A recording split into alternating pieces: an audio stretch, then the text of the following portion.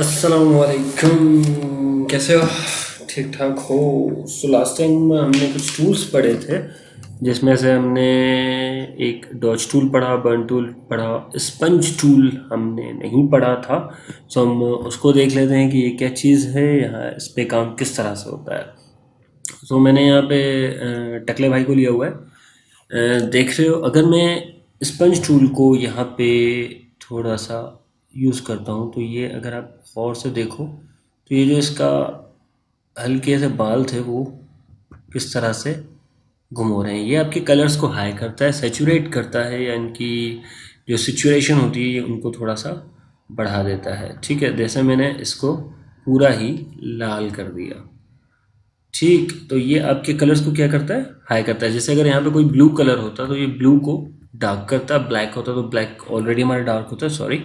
लेकिन अगर मैं इसको वापस करना चाहता हूँ, जैसे कि मैंने इसको डिसेचुरेट किया और मैं चाहता हूँ इसके चेहरे पे जो ये हुआ है ये ना हो, तो मैं अब जब यहाँ इसके चेहरे पे ये चीज़ आपको दिख रही है कि चेहरे से ये इफ़ेक्ट या ये जो सिचुएशन है ये गुम हो रही है, लाइट हो रही है। ठीक है, तो एक से क्या होता है कि जो सेचुरेशन होती है वो आपकी डार्क होती है, और एक से जो है वो लाइट हो जाती है।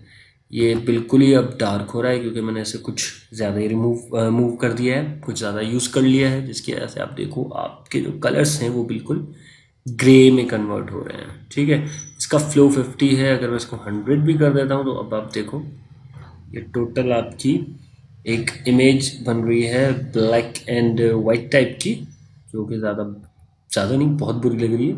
सो सिचुएशन क्या करता है, सॉरी, ये स्पंज क्या करता है कि आपके कलर्स को जो है वो थोड़ा डार्क कर देता है। अगर ब्लू है तो ब्लू को ज़्यादा डार्क करेगा, इसी तरह ग्रीन होगा तो ग्रीन को ज़्यादा। ये हमें ज़्यादातर नेचर की पिक्चर्स में काम आते हैं, जहाँ आपको कलर्स कुछ ज़्यादा डिटेल्स में चाहिए होते हैं, कुछ अच्छे डिटेल्स चाहिए होते हैं, तो आप उनको फिर इस तरह से इस्तेमाल कर सकते हो। ये होता है आपका स्पंज टूल।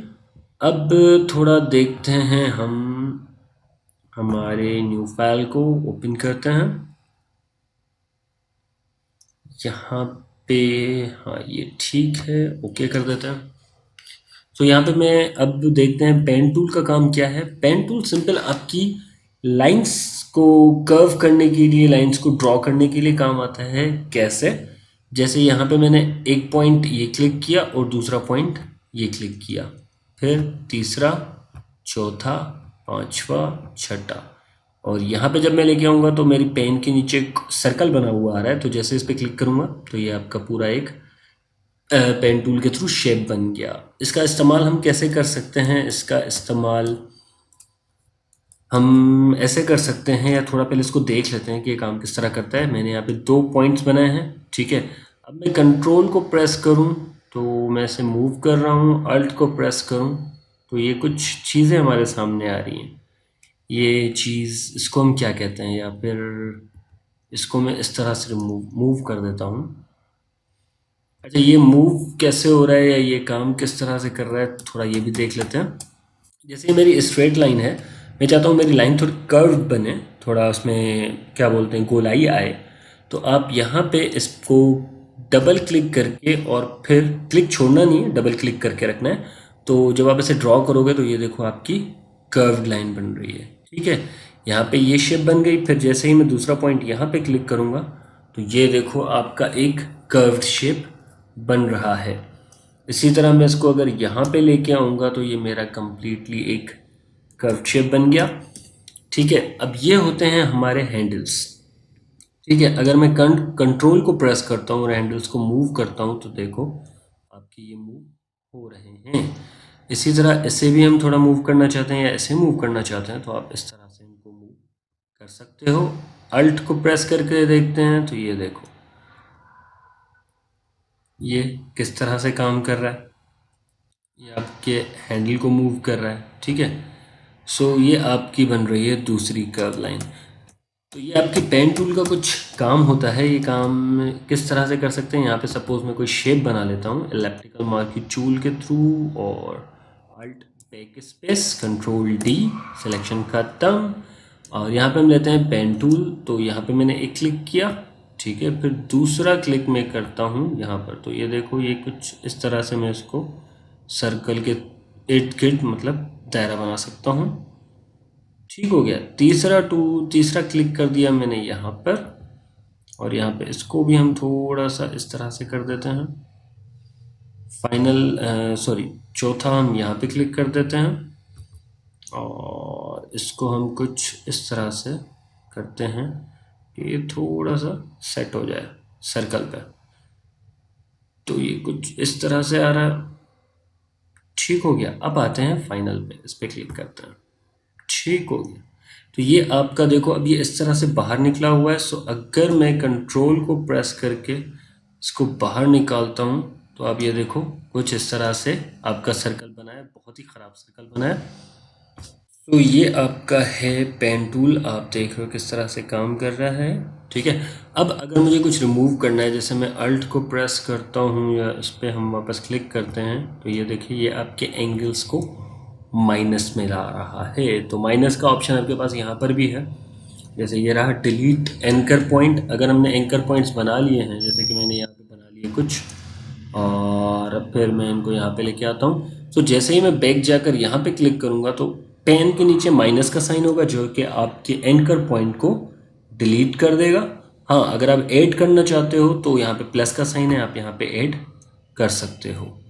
या फिर अगर मैं इस तरह से करूँ कि डबल क्लिक करके इसको थोड़ा सा ड्रॉ कर लूँ, तो ये मेरी मर्ज़ी है। फिर हैंडल्स के थ्रू इनका काम कर सकता हूँ। हैंडल्स को मैं इस तरह से कंट्रोल प्रेस करके मूव कर सकता हूँ जिस शेप में मैं चाहूँ, और फिर इसको भी कंट्रोल प्रेस करके ये इस तरह से मूव कर सकता हूँ। ठीक है। तो ये आपका पेन टूल होता है, ये मोस्टली आपकी शेप्स की सिलेक्शन के लिए काम में आता है, और ये बहुत ही बेहतरीन टूल है अगर आप शेप्स को एक तरीके से सेलेक्ट करना चाहते हो तो। इसी तरह यहाँ पे हमारे पास एक टेक्स्ट टूल है। टेक्स्ट टूल के थ्रू हम यहाँ पे कोई भी अपना टेक्स्ट ड्रॉ कर सकते हैं। जैसे मैंने लिख दिया हेलो वर्ल्ड, सेलेक्ट किया। यहाँ पे हमारे पास राइटिंग स्टाइल्स होते हैं, जो आपको मुनासिब लगे आप वो राइटिंग स्टाइल रख सकते हो। जैसे कि कोई अच्छा सा रख लेते हैं, मैं ये वाला सेलेक्ट कर लेता हूँ, ब्रैडली हैंट ITC, और इसको मैं रेगुलर में रखता हूँ। इसके साइज़ हमारे पास है ही रेगुलर में। यहाँ अच्छा, हर राइटिंग का अपना एक स्टाइल होता है। जैसे अगर हम एक्यूमेन ले लेते हैं, तो इसमें आपको देखें regular, medium, semi bold, bold, ultra black और इस तरह से कुछ ऑप्शंस मिल जाते हैं। ये इसकी प्रॉपर्टीज़ होती हैं आपके टेक्स्ट की। यहाँ से जैसे मैंने बताया वही चीज़ आपके पास यहाँ पे भी मौजूद है। फिर यहाँ पे आता है साइज़, कि आपके टेक्स्ट की साइज़ क्या होनी चाहिए, आप क्या रख सकते हो।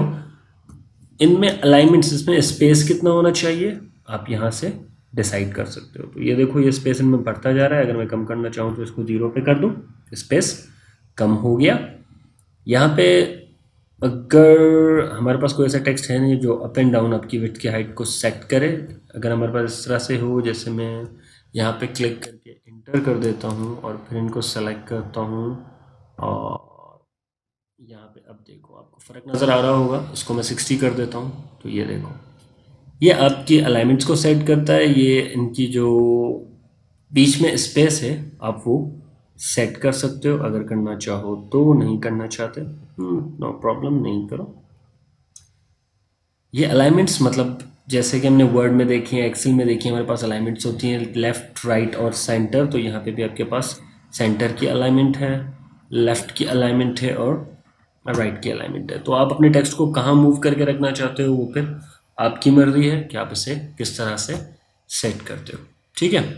फ़िलहाल इसका कलर आप यहाँ से चेंज कर सकते हो। मैं जैसे यहाँ पे रख देता हूँ डार्क रेड कर देते हैं, थोड़ा अंदर आए, और ओके इनको हम कर देते हैं 0 ताकि हमारा टेक्स्ट सही से हमें शो हो जाए। ऑटो पे कर देते हैं, गुड हो गया। इसको हम कर देते हैं यहाँ से बंद, इसको मैं कर देता हूँ क्लिक। सो ये हमारा है टेक्स्ट, आप उसको मूव कर सकते हो कंट्रोल T करके। क्यों भाई, अच्छा हाँ सॉरी, हमारी ये एक ही लेयर पे है तो जिसकी वजह से काफ़ी इशू हो गया। टेक्स्ट लेयर आपकी अलग से बनती है, और मैं तो यही कहूँगा कि आप हमेशा जो है अपनी टेक्स्ट लेयर को अलग करके रखें, दोनों को साथ नहीं रखें। जैसे कि हमारी ये एक ही लेयर हो गई जिसकी वजह से इशू हो रहा है। अगर मैं इसको न्यू लेयर पे टाइप करता हूँ, जैसे कि कंट्रोल शिफ्ट एन प्रेस करते हैं, न्यू लेयर का हमसे पूछेगा। ओके, टेक्स्ट टूल को सेलेक्ट किया, यहाँ पे हम इसको लिख देते हैं हेलो और क्लिक। मूव टूल के थ्रू देखें ये मूव हो रहा है, और कंट्रोल टी हमारा इस पे आ रहा है क्योंकि हमारा ये चीज़ यहाँ पे मौजूद थी। इसको हम कर देते हैं काटा पीटी। सो ये आपका है टेक्स्ट, ठीक है। हमने इसकी कुछ प्रॉपर्टीज़ भी देखी, ये काम किस तरह से करता है। अब यहाँ पे हमारे पास है पाथ सिलेक्शन टूल। तो मैं अगर पाथ सिलेक्शन टूल को सेलेक्ट करता हूँ तो देखते हैं इससे कुछ हो रहा है। ये इस तरह से काम कर रहा है कि जो आपने पाथ बनाया हुआ था पेन के थ्रू, ये उसको मूव करने में आपकी हेल्प कर रहा है। लेकिन अगर मैं डायरेक्ट सिलेक्शन टूल को सिलेक्ट करता हूँ और फिर मूव करता हूँ तो देखें ये वही चीज़ें जो हम कंट्रोल और अल्ट से काम कर रहे थे, सेम ये वही काम आपका हो रहा है, ठीक है। इसको थोड़ा सा हाँ सही है, तो कंट्रोल प्रेस करके देखते हैं या नहीं, सही है। सो ये आपके होते हैं पाथ सिलेक्शन टूल और डायरेक्ट सिलेक्शन टूल, जो कि हम पेन टूल में पहले अल्ट और कंट्रोल के थ्रू देख चुके हैं, ठीक है। इसके अलावा जो है एक और न्यू पेज बनाते हैं क्योंकि इसमें हमने काफ़ी काम किया हुआ है। थोड़ा इसको चेंज करते हैं। यहाँ पे जो आपके पास है वो सिंपल एक रेक्टेंगल टूल है, राउंडेड रेक्टेंगल टूल है, एलिप्सल टूल है, पॉलीगनल टूल है, और इस तरह से हमारे पास कुछ टूल हैं। मैं सपोज कस्टम शेप टूल में जाता हूँ तो यहाँ पे मेरे पास कुछ शेप्स आ रहे हैं, ठीक है। अगर सपोज मैं यहाँ से ये वाला टूल सेलेक्ट करता हूँ और यहाँ पे हमारे पास कुछ ऑप्शन है शेप, पाथ और पिक्सल, तो मैं शेप पे अगर क्लिक करता हूँ, उसको ड्रॉ करता हूँ, ये आपकी शेप आ गई। कंट्रोल टी करते हैं, इसके साइज़ को हम इंक्रीज करते हैं, तो आप गौर से देखो कि इसके पिक्सल्स पे कोई डिफरेंस नहीं आ रहा। इसके पिक्सल्स में कोई डिफरेंस नहीं आ रहा, ये बिल्कुल शार्पन इमेज है आपकी, इसमें कोई मतलब इशू नहीं है। लेकिन अगर मैं वही काम इस तरह से करूं कि इसको हम कर देते हैं डिलीट, यहाँ से हम उठाते हैं पिक्सल्स और अब मैं इसे ड्रॉ करता हूँ, ठीक। कंट्रोल टी प्रेस किया, इमेज, ओके। सो अब अगर मैं इसकी साइज़ को इंक्रीज करता हूँ तो आप गौर से देखो इसके पिक्सल्स का मसला, ये पिक्सल्स के फट रहे हैं, ठीक है। मैं इसकी साइज़ को बढ़ाता जाऊँगा, इसके पिक्सल्स फट रहे हैं। कैसे शो होगा, थोड़ा जूम इन करके देख लेते हैं। आपके जो पिक्सल्स हैं वो इसमें मज़ा नहीं कर रहे, जबकि आपकी वो जो इमेज थी जो हमने पहले काम किया था उसमें किस तरह से काम हो रहा था कि उसमें पिक्सल्स नहीं फट रहे थे। वो आपका एक क्या कह सकते हैं इसको, एक ऑब्जेक्ट था, तो ऑब्जेक्ट में हमारा ये इशू नहीं होता है, जबकि पिक्सल्स में ये इशू मोस्टली होता है। हैंड टूल है, हैंड टूल के थ्रू आप अपनी इमेज को अप एंड डाउन कर सकते हो, जैसे कि मैंने इसको सेलेक्ट किया, ये तो ऑलरेडी एक इमेज है। सो कंट्रोल के साथ और अल्ट के साथ इसको माइनस कर देते हैं। कहने का मतलब ये इमेज आप मूव कर सकते हो, जैसे कि मैं कर रहा हूँ, देखें। डबल क्लिक करके आप इसे मूव कर सकते हो अपनी इमेज को। ये आपका होता है, ये आपको पता है जूम इन टूल है हमारा, जूम कर सकते हैं, अल्ट को प्रेस करके हम जूम आउट कर सकते हैं।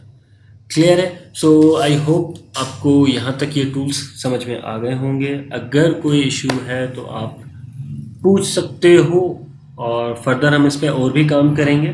फिलहाल के लिए बस इतना ही था। आई होप आपको समझ में आ गया होगा। अगर कोई क्वेश्चन हो तो दोबारा कह रहा हूँ कि दोबारा आप पूछ सकते हो। कलर्स हम पढ़ चुके हैं, इसके अलावा यहाँ पे कुछ ऑप्शंस हैं। ये एडिट टूल बार का ऑप्शन होता है। एडिट टूल बार में हमारे पास ये होते हैं कि हमारे पास कुछ एक्स्ट्रा टूल हैं, अगर हम उनको ऐड करना चाहें तो ऐड कर सकते हैं। जैसे यहाँ पे इस वक्त हमारे पास कुछ ज़्यादा टूल नहीं है, ये देखें, ये एक कुछ टूल्स हमारे पास ऑलरेडी पड़े हैं यहाँ पे। हॉरिजेंटल है, पाथ सिलेक्शन टूल है, हैंड व्यूअर टूल है, तो ये सब टूल्स हम ऑलरेडी देख चुके हैं, ठीक है।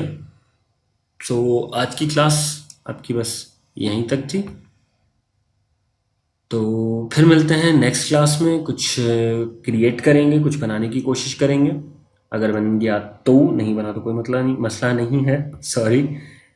ठीक है, तब तक के लिए अल्लाह हाफ़िज़ एंड टेक केयर।